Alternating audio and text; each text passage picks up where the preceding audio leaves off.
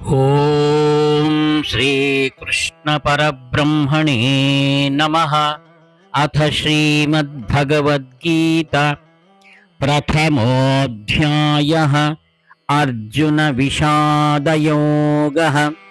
14వ శ్లోకము. తతశ్వేతైర్హైర్యుక్తే మహతి స్యందనే స్థితౌ మాధవః పాండవశ్చైవ దివ్యౌ శంఖౌ ప్రదద్భతుః. పిమ్మట తెల్లని గురములు బూల్చిన గొప్ప రథమునందు కూర్చుని ఉన్న కృష్ణార్జునులిరువురును తమ తమ దివ్యములకు శంఖములను గట్టిగా ఊదిరి.